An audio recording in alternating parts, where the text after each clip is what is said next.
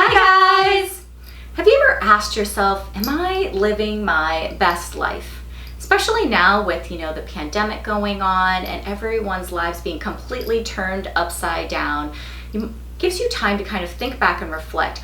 Is the way that I'm living my life, or is the way that I've been spending, living the last 5 years of my life really benefiting myself? Kelly and I, we actually both have teenage daughters, and we really were just kind of reflecting upon the changes that we, have made during this short period of time, and the goals and achievements that we would really want our daughters to make by the time they reach the age of 40. So we've compiled a list of our top things that we think you should have achieved and have done by the time you're 40. And of course, this is a work in progress. Even for us, we can't say that we have, mastered all of these things on our list. But well, but these are things that we are definitely working towards if we haven't already achieved some of them. And they're things that we find to be really valuable and really important. So this is kind of a little bit different than some of our videos, but definitely is relevant to the times and to women our age. And if you like videos like this one, make sure you give it a thumbs up so that we know to create more content like this. And if you like our videos on fashion, tips and tricks, hauls, and all that good stuff, please make sure you hit that subscribe button and also follow us over at Instagram at Mommy's Makeup Moscato. Yeah, and if we also know we have some subscribers and viewers who are in their 50s and in their 60s, so please share with us in the comment box below and let us know what are some of the goals and achievements we should have by the time we are 50. Yes, share the wisdom.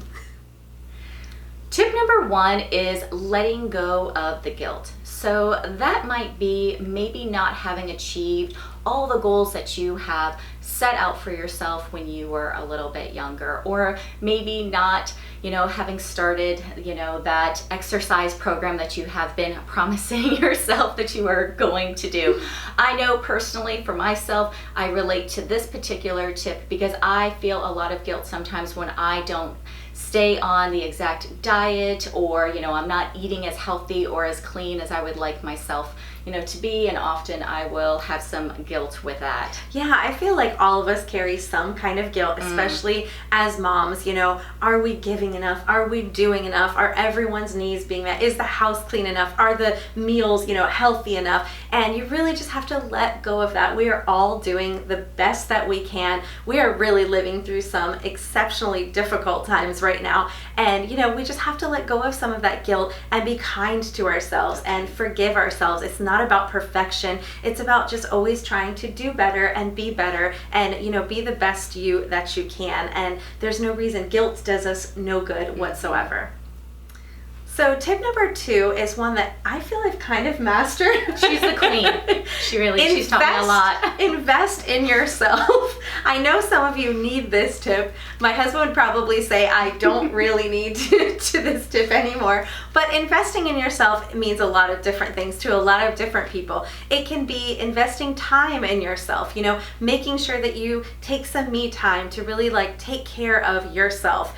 If mom's not happy, nobody's happy, right? Isn't that what they say? So you really need to invest in yourself. Also, financially invest in yourself a little bit. It doesn't mean spending, a fortune, but get the nice haircut, take care of your skin. If that means, getting a facial once in a while, do the things that are going to make you feel your very best, because when you feel your best and you're taking care of yourself, you're able to take better care of others and of your family. Yeah, and this can also apply to maybe in your career. Maybe there are certain classes that are a little bit pricier, or things that would help you maybe with marketing, your business or something. Really just finding that you're valuable, you can invest in your skills to help to promote you and propel you within your career.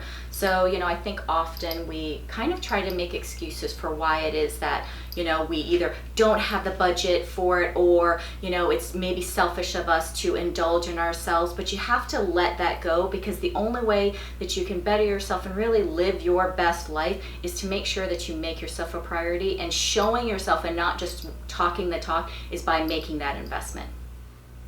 Tip number 3 is making time for your friends or for your girlfriends. There's nothing better to really rejuvenate you and get you into a balanced place than, spending some time away maybe from your family and instead spending it with some of your girlfriends. You're able to kind of hash out any of the issues that you're dealing with. You can kind of vent about the problems that you're having and maybe get a different perspective, a clearer view on how things are, or maybe it's just completely decompressing, having a fun, weekend trip. Kelly and I, we actually went away to Atlanta before, and we definitely make plans with our other, close friends to make those trips, because it really just helps to kind of remind you of who you were maybe before all of those family responsibilities got put onto your plate. Absolutely. And I feel like when your kids are very young, this is a little bit harder to do, but it is so worth making it a priority, because I feel like what you get from your friendships, it's just so invaluable. It really helps you. I mean, I've learned so much from my different girlfriends over the years, and we've shared our struggles with parenting, and especially now having teenagers, we can bounce ideas off of each other, really support each other, and let each other know, it's okay, I've been there, this is what worked for me, this is what didn't work for me. So those friendships are just super important, and you really need to take the time to nurture them.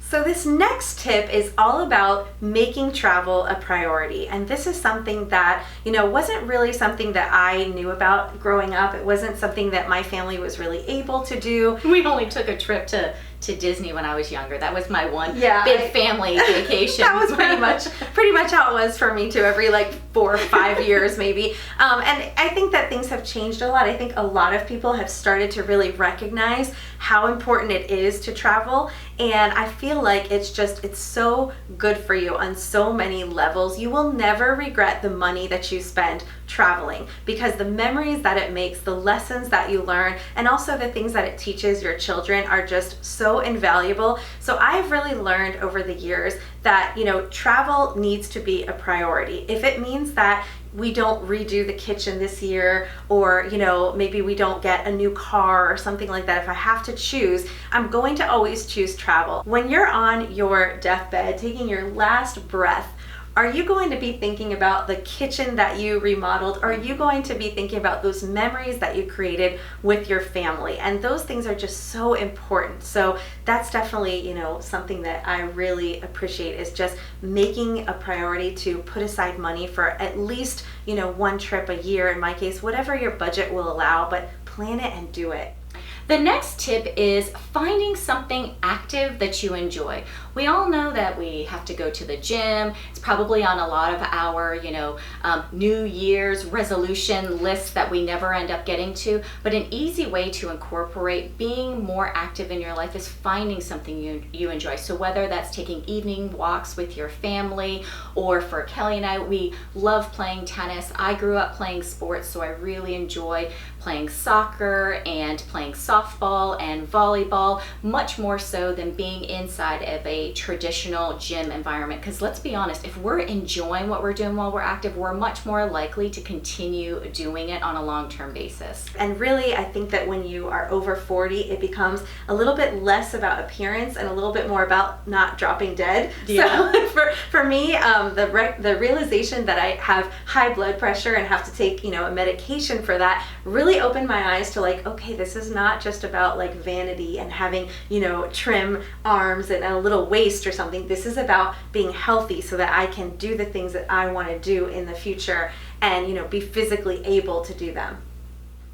This next tip is one that you will be happy you invested in later on, and that is making an anti-aging skincare routine and really committing to it. So I feel like when we're younger, we can kind of get away with I just grabbed the bar of soap and washed off the makeup or whatever. But the younger you are when you start a good skincare routine, the better off you'll be. And if you haven't started it by 40, you definitely want to start really taking it seriously. So it doesn't have to mean spending a ton of money, but just having a routine to make sure that you are always, cleansing with something, and, maybe doing a weekly facial and exfoliation, whatever routine that you find works for you. There's so many of them out there, but really making it a priority and committing to it so that your skin will, be healthy. It will help you not to get dry and wrinkled up, and also using an SPF. Like, these things are just really important, especially once you hit 40. Yeah, and it's also, when you're younger, it's about starting that good habit.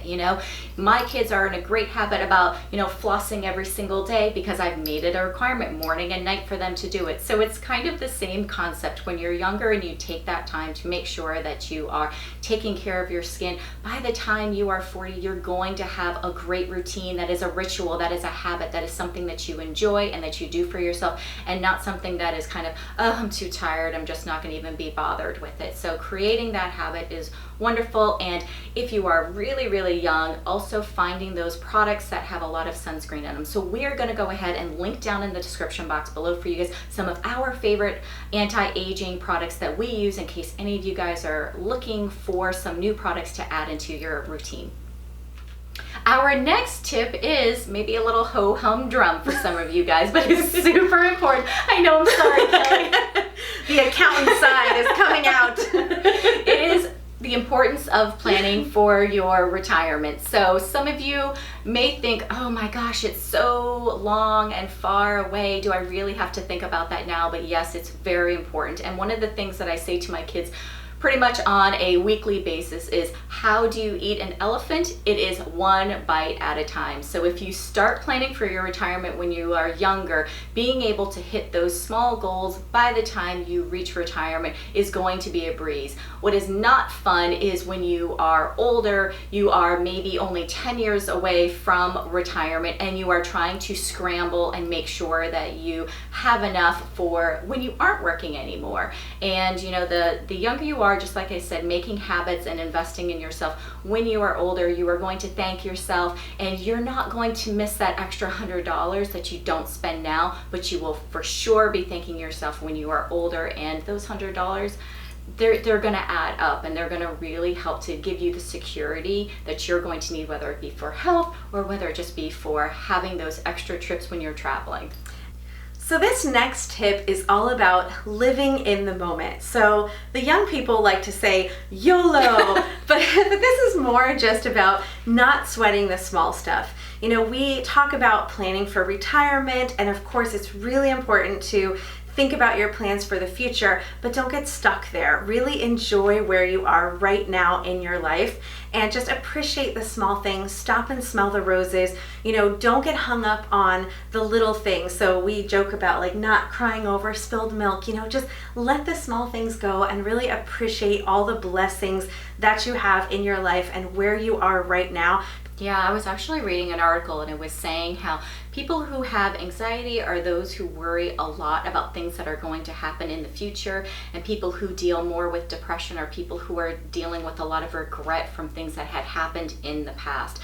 So for both of those scenarios, the recommendation was to live in the here and the now, in the present moment, in this exact second. Where are you? What are the things around you? And it will really help to kind of maybe alleviate some of the tendencies that you may have to either have and deal with anxiety or have and deal with depression, because we can all kind of get stuck or caught up in a moment. And one of the things that really helps me to reflect upon whether I'm sweating the small stuff is looking and asking myself, is this something I'm really going to worry about 5 years from now? So true. And if it's not, then I know, okay, this is just a small stuff that seems really big right now, and maybe with a good night's rest and kind of having a clearer perspective on the issue in the morning. And it doesn't mean you can avoid troubles and hurdles and complications that happen in your life, but it also doesn't mean to invest your whole heart and soul in negative things that are challenging you right now, because they will pass.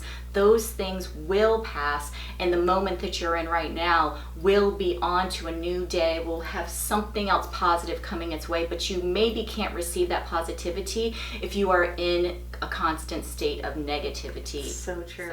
The next tip we have is finding your passion. So for Kelly and I, we really kind of never expected that we were going to start a YouTube channel, but being as moms, we were really looking for something. As our children got older, we kind of found that our past careers that we had, we weren't really interested in going back to that, but yet we wanted to find something that allowed us some creativity, something that allowed us to also have something of our own that was separate than our family. So for you, that might be, doing some community work, or it also might be a passion for cooking, or it might be a passion for travel, or just finding things that really fuel your soul, is a good tip for you, and definitely one you should have by the time you're 40 is finding what Absolutely. it is that helps you to be you. Absolutely. And it could be something like a hobby, that you really just enjoy but never make time for. I know some people have a very artistic side. They love painting and sculpting. So just like really recognizing what are the things that you truly enjoy and make you feel good